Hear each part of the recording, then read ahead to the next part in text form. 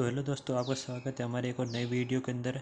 तो पिछले वीडियो के अंदर हमने पढ़ा था शीत युद्ध, सोवियत संघ प्रणाली और गोर्बचेव और सोवियत संघ का विघटन, सोवियत संघ का विघटन क्यों हुआ था। और आज हम पढ़ेंगे विघटन की रणनीतियाँ। चैनल को सब्सक्राइब कर दो और वीडियो को लाइक कर दो, डेली वीडियो आएगी। सोवियत संघ दूसरी दुनिया और पूर्वी यूरोप की समाजवादी व्यवस्था के पतन के परिणाम स्वरूप विश्व राजनीति के लिहाज से गंभीर रही। इससे मोटे तौर पर 3 प्रकार के दुर्गमी परिवर्तन हुए। हर परिवर्तन में बहुत सारे प्रभाव हुए। उन सभी प्रभावों को ये सूचीबद्ध करना उचित नहीं होगा, यानी सभी प्रभाव का परिवर्तन हम नहीं बता सकते हैं कि सभी प्रभाव में परिवर्तन हुआ। कई ऐसे भी कारण थे जिनमें परिवर्तन नहीं हुआ। अवलंब तो दूसरी दुनिया के पतन का एक परिणाम शीत युद्ध के दौर के संघर्ष की समाप्ति में हुआ। समाजवादी प्रणाली पूंजीवादी प्रणाली को पछाड़ पाएगी या नहीं, यह विचारधारात्मक विवाद अब कोई मुद्दा नहीं रहा। शीत युद्ध के इस विवाद ने 2 गुटों की सेनाओं को उलझाया था। हथियारों की तेज होड़ शुरू हो गई थी, यानी कि सारे देश की सेनाएं अपने लिए हथियारों को जोड़ा बना रही थी, यानी कि हथियारों को इकट्ठा कर रही थी। परमाणु हथियारों का संचय को बढ़ावा दिया गया। परमाणु हथियार को सर्वश्रेष्ठ ज़्यादातर संख्या में बनाई गई तथा विश्व के सैन्य गुटों में बांटा गया। शीत युद्ध के समाप्त होने से हथियारों की होड़ भी समाप्त हो गई और एक नई शांति की संभावना हुई। यानी कि शीत युद्ध समाप्त हुआ तो साथ साथ में हथियार को इकट्ठा करना भी समाप्त हो गया था। दूसरा यह है कि विश्व राजनीति शक्ति संबंध बदल गए और इसी कारण विचारों और संस्थाओं के आपेक्षिक प्रभाव में भी बदलाव आया। शीत युद्ध के अंत के समय केवल 2 संभावनाएं थी, या तो बची हुई महाशक्ति को दबदबा रहेगा या एक ध्रुवीय विश्व बनेगा, यानी कि या तो जो शक्ति बची है उसका ही नेतृत्व रहेगा पूरे विश्व में। फिर कई देश अथवा देशों के अलग अलग समूह अंतर्राष्ट्रीय व्यवस्था में महत्वपूर्ण मोहरे बनकर उभरेंगे, यानी कि 4-5 शक्तियाँ बनकर उनका अंतर्राष्ट्रीय संबंध में सर्वप्रमुख रहेगी। दोनों में से एक ऑप्शन था बनेगा। जहाँ किसी एक देश का बोलबाला नहीं हुआ यह है कि अमेरिका अकेली महाशक्ति बन बैठा। अमेरिका की ताकत और प्रतिष्ठा को सह पाने से अब पूंजीवादी अर्थव्यवस्था अंतर्राष्ट्रीय स्तर पर प्रभुत्व अर्थव्यवस्था है। विश्व बैंक और अंतर्राष्ट्रीय मुद्रा कोष जैसी संस्था विभिन्न देशों की ताकतवर सलाहकार बन गई, क्योंकि इन देशों की पूंजी की और कदम बढ़ाने के लिए इन संस्थाओं ने कर्ज दिया। यानी कि ये संस्थाएं थी जो इन लोगों ने देशों को, राज्यों को कर्ज दिया तो वो सर्वप्रमुख रही। राजनीतिक रूप से उदारवादी लोकतंत्र राजनीतिक जीवन को सूत्रबद्ध करने की सर्वश्रेष्ठ धारणा के रूप में उभरता है। उदारवादी लोकतंत्र राजनीतिक जीवन को सर्वश्रेष्ठ प्रदान करता है, यानी धारणा में बताता है कि उदारवादी लोकतंत्र ही राजनीतिक जीवन को यापन कर सकता है। तीसरी बात यह है कि सोवियत खेमे के अंत का एक अर्थ तथा नए देशों का उदय इन सभी देशों को स्वतंत्र पहचान पर पसंद है। इनमें से कुछ देश, खासकर बाल्टिक और पूर्वी यूरोप के देश, यूरोपीय संघ के जुड़ना और उत्तर अटलांटिक संधि संगठन नाटो का हिस्सा बनना चाहते थे। मध्य एशियाई देश अपनी विशिष्ट भौगोलिक स्थिति का फायदा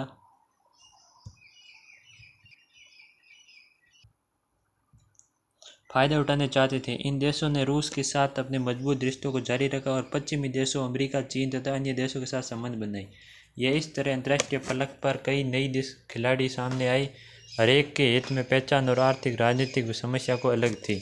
आगे इन्हीं मुद्दों पर चर्चा की जाएगी। समाजवादी शासन के बाद शॉक थेरेपी, यानी कि शॉक यानी करंट वाला शॉक नहीं, यानी सबको शॉक लगा साम्यवादी शासन के बाद। साम्यवाद के पतन के बाद पूर्व सोवियत संघ के गणराज्य एक सत्तावादी समाजवादी व्यवस्था से लोकतांत्रिक पूंजीवादी व्यवस्था तक के कष्टप्रद संक्रमण से होकर गुजरे। रूस, मध्य एशिया के गणराज्य और पूर्वी यूरोप के देशों में पूंजीवाद की ओर संक्रमण का एक खास मॉडल अपनाया गया। विश्व बैंक और अंतर्राष्ट्रीय मुद्रा कोष द्वारा निर्देशित इस मॉडल को शॉक थेरेपी कहा गया। आघात पहुंचाकर उपचार करना, यानी कि पहले आघात दिया गया जिन देशों ने पहले उन देशों को युद्ध किए, उनकी आर्थिक अर्थव्यवस्था पर प्रभाव डाला और फिर उन्हें वापस से नए सिरे उधार देकर उभारा गया। भूतपूर्व दूसरी दुनिया में देशों में शॉक थेरेपी की गति और गहनता अलग अलग रही, लेकिन इसी दिशा और चरित्र बड़ी सीमा तक एक जैसे थे। हर देश की पूंजीवादी अर्थव्यवस्था की और पूरी तरह मुड़ना था। इसका मतलब था कि सोवियत संघ के दौर कि हर संरचना से पूरी तरह निजात पाना है। शॉक थेरेपी की सर्वोपरि मान्यता थी कि मिलियत का सबसे प्रभावी रूप निजी स्वामित्व होगा। इसके अंतर्गत राज्य की संपदा के निजीकरण एवं व्यावसायिक स्वामित्व के ढांचे को तुरंत अपनाने की बात शामिल थी।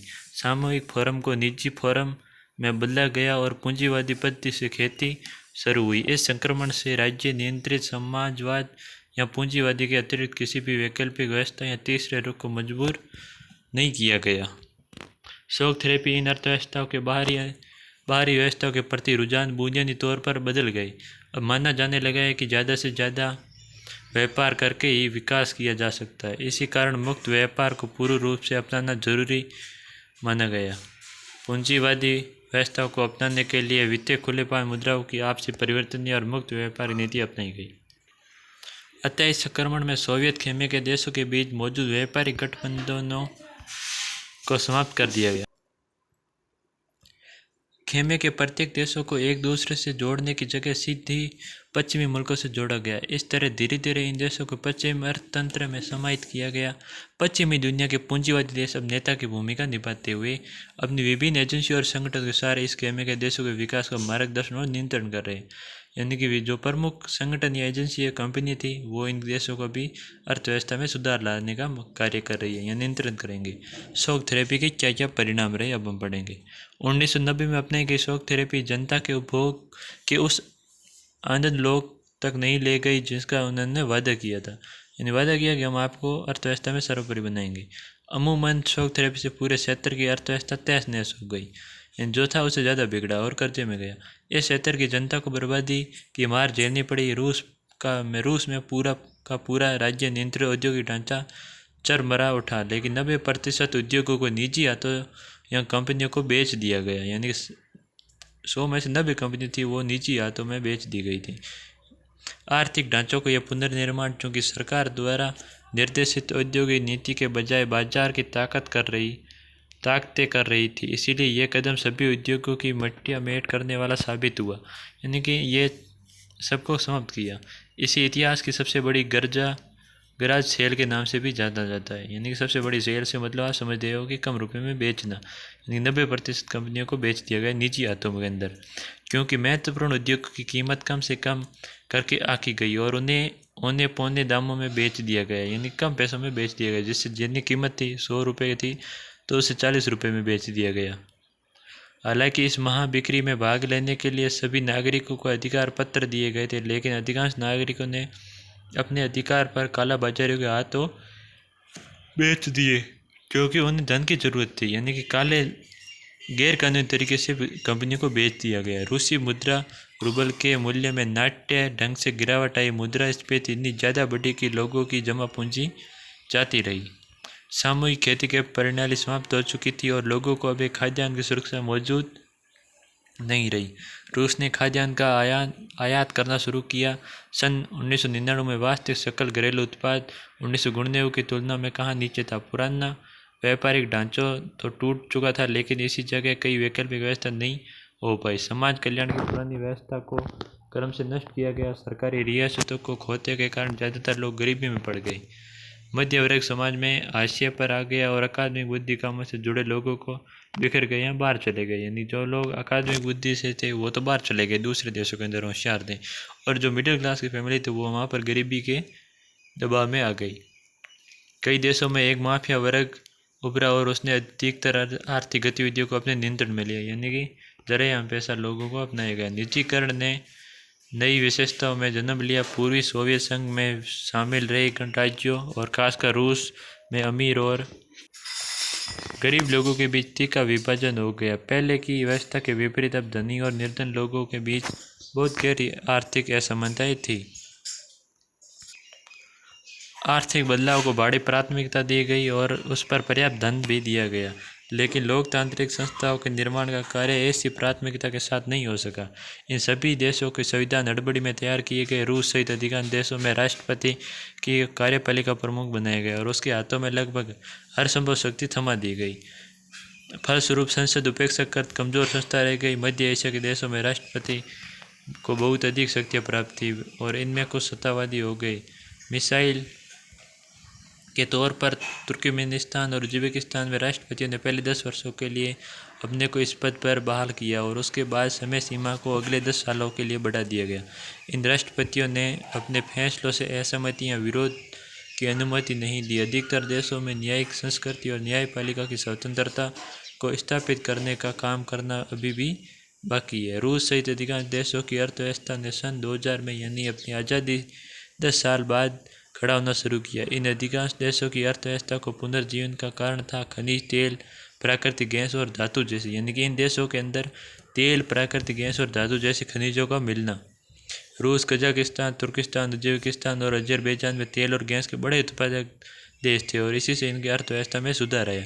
बाकी देशों को अपने क्षेत्र से तेल की पाइपलाइन गुजारने के कारण फायदा हुआ। इस एवज में इन्हें किराया मिलता था। एक हद तक विनिर्माण काम भी शुरू हुआ था, यानी ये देश खनिज से भी ऊपर उठे थे। संघर्ष और तनाव। पूर्व सोवियत संघ के अधिकांश गणराज्यों की आशंका वाले क्षेत्र हैं। अनेक गणराज्यों गृह युद्ध तथा बगावत को झेला। इसके साथ इन देशों में बाहरी ताकतों की दखल बढ़ी। इससे स्थिति और भी जटिल हो गई। रूस के 2 गणराज्य चंचया और दागिस्तान में हिंसक अलगाववादी आंदोलन चले। मास्को ने चेचन विद्रोहियों से निपटने के जो तरीके अपनाए और जिस गैर जमींदार तरीके से सैन्य बमबारी की, उसमें मानवाधिकार का व्यापक उल्लंघन हुआ, लेकिन उसे आज़ादी की आवाज़ दबाई नहीं जा सकी। मध्य एशिया व तजाकिस्तान में 10 वर्षों यानी 2001 तक गृह युद्ध की चपेट में रहा। इस पूरे क्षेत्र में कई सांप्रदायिक संघर्ष चल रहे हैं। अजरबैजान को एक प्रांत नगरानों का काराबाग, यहाँ के कोसिस्तान और अर्मेनिया अलग होकर अर्मेनिया से मिलना चाहते थे। जॉर्जिया में 2 प्रांत स्वतंत्र चाहते हैं और गृह युद्ध लड़ रहे हैं। यूक्रेन, किर्गिस्तान तथा जॉर्जिया में मौजूदा शासन को उखाड़ फेंकने के लिए आंदोलन चल रहे हैं। कई देशों और प्रांतों नदी जल के सवाल पर आपस में भिड़े हुए हैं। इन सारी बातों की वजह से अस्थिरता का माहौल है और आम नागरिक का जीवन दुभर है। मध्य एशियाई गणराज्यों में हाइड्रोकार्बनिक संसाधनों का विशाल भंडार है। इससे इन गणराज्यों को आर्थिक लाभ हुआ, लेकिन इस प्रकार से यह क्षेत्र बाहरी ताकतों और तेल कंपनियों की आपसी प्रतिस्पर्धा को अखाड़ा भी नहीं बना चला। यह क्षेत्र रूस, चीन और पाकिस्तान में सट्टा तथा पश्चिमी एशिया में नजदीक 11 सितंबर 2001 को घटना के बाद अमेरिका इस क्षेत्र में सैनिक ठिकाना बनाना चाहता था। उसने किराए पर ठिकाने हासिल करने के लिए मध्य एशिया के सभी राज्यों को भुगतान किया और पाकिस्तान तथा इराक में युद्ध के दौरान इस क्षेत्र में अपने विमानों को उड़ाने की अनुमति ली। रूस इन गणराज्यों को अपना निकटवर्ती विदेश मानता है और उसका मानना है कि इन राज्यों में रूस के प्रभाव को रहना चाहिए। खनिज तेल जैसे साधनों की मौजूदगी के कारण चीन के हित में भी इस क्षेत्र से जुड़े और चीनियों ने सीमावर्ती क्षेत्र में आकर व्यापार करना शुरू किया। पूर्वी यूरोप और चेकोस्लोवाकिया शांतिपूर्वक 2 भागों में बंट गए। पूर्वी यूरोप और चेकोस्लोवाकिया दोनों को 2 टुकड़े शांतिपूर्ण तरीके से हो गए थे। चेक तथा स्लोवाकिया में नाम के 2 देश बने, लेकिन सबसे गहन संघर्ष बाल्कन क्षेत्र में गणराज्य यूगोस्लोवाकिया हुआ, यानी सन 1991 के बाद यूगोस्लोविया के कई प्रांत टूट गए और इसमें शामिल बोस्निया, हर्जेगोविना, स्लोवेनिया और क्रोएशिया ने अपने स्वतंत्र घोषित कर दिया गया, यानी कुछ देश ने अपने आप को स्वतंत्र घोषित किया गया। फ्रीडम फाइटर या नाटो के हस्तक्षेप करना पड़ा। यूगोस्लोविया में बमबारी हुई और जातीय संघर्ष को गृह युद्ध का रूप लिया गया। पूर्व साम्यवादी देश और भारत में साम्यवादी रह चुके सभी देशों के साथ अच्छे संबंध कायम किए, लेकिन भारत के संबंध में रूस के साथ सबसे ज़्यादा गहरे हैं। भारत की विदेश नीति का एक महत्वपूर्ण पहलू भारत का रूस के साथ संबंध है। भारत रूस संबंधों का इतिहास आपसी विश्वास और साझे हितों का इतिहास है। भारत रूस के आपसी संबंध इन देशों की जनता की उपेक्षा से मेल खाते हैं। भारतीय हिंदी फिल्मों के नायकों में राज कपूर से लेकर अमिताभ बच्चन तक रूस और पूर्वी सोवियत संघ के बाकी गणराज्यों में घर घर जाने जाते हैं। आप इस क्षेत्र में हिंदी फिल्मी गीत बजते सुनते हैं और भारत यहाँ के जनमानस का एक अंग है, यानी कि भारत का संबंध रूस के साथ और पूरे साम्यवादी देशों के अंदर बहुत ही गहरा है, भारत का और रूस के अन्य टुकड़ों का। रूस और भारत दोनों का समान बहुध्रुवीय विश्व का है। बहुध्रुवीय विश्व इन दोनों देशों का आशय यह है कि अंतर्राष्ट्रीय फलक पर कई शक्तियाँ मौजूद है। सुरक्षा की सामूहिक जिम्मेदारी, क्षेत्रीयता की ज़्यादा जगह मिले, अंतर्राष्ट्रीय संघर्ष का समाधान बातचीत के द्वारा हो, हर देश की स्वतंत्र विदेशी नीति और संयुक्त राष्ट्र जैसी संस्था द्वारा फैसले किए जाए ताकि इन संस्थाओं को मजबूत, लोकतांत्रिक और शक्ति संपन्न बनाया जाए। 2001 में भारत रूस सामरिक समझौते के अंग के रूप में भारत और रूस के बीच 80 द्विपक्षीय दस्तावेजों पर हस्ताक्षर हुए।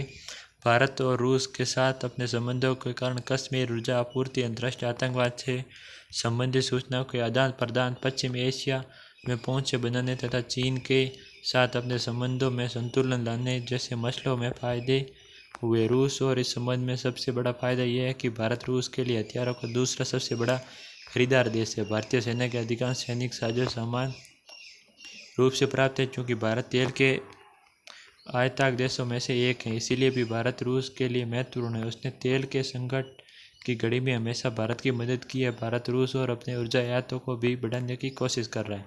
ऐसी कोशिशों को कजाकिस्तान, तुर्कस्तान के साथ भी चल रही है। इन गणराज्यों के साथ सहयोग के अंतर्गत तेल वाले इलाकों में साझेदारी और निवेश करना भी शामिल है। इस भारत की प्रणोदित योजना के लिए भी महत्वपूर्ण है। रूस ने भारत के अंतरिक्ष उद्योगों की जरूरत के वक्त क्रायोजेनिक रॉकेट देकर मदद की। भारत और रूस विभिन्न वैज्ञानिक परीक्षण में साझेदारी है। इसी के साथ ये यूनिट 2 ध्रुवीयता आपका होता है समाप्त। चैनल को सब्सक्राइब करो, वीडियो को लाइक कर दो और अपने दोस्तों के साथ शेयर कर दो। 2020 की बोर्ड के अंदर टॉप करना है तो ओके।